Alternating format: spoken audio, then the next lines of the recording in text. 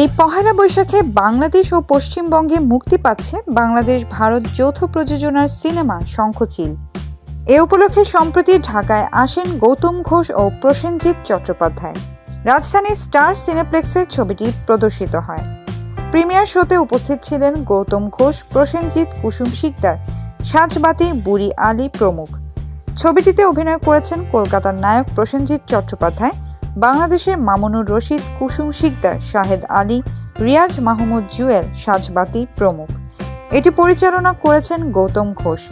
ছবিটি যৌথভাবে প্রযোজনা করেছেন হাবিবুর রহমান খান, ফরিদুর রেজা সাগর ও প্রসেনজিৎ চট্টোপাধ্যায়।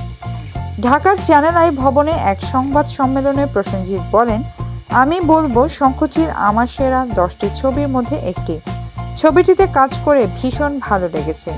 এ সময় তিনি তার সহশিল্পী কুসুম শিকদারের প্রশংসা করতে ভুললেন না। কুসুম শিকদার বলেন, প্রসেনজিৎ দাদার সঙ্গে কাজ করতে পেরে ভীষণ আনন্দ হয়েছে আমার। শুটিং চলাকালীন দাদার সহযোগিতার কথা আমার সারা জীবন মনে থাকবে। বিনোদন জগতের নিত্য নতুন খবরাখবর জানতে রিপোর্টার জরিনা চ্যানেলটি সাবস্ক্রাইব করুন। লাইক, কমেন্ট এবং শেয়ার দিতে ভুলবেন না।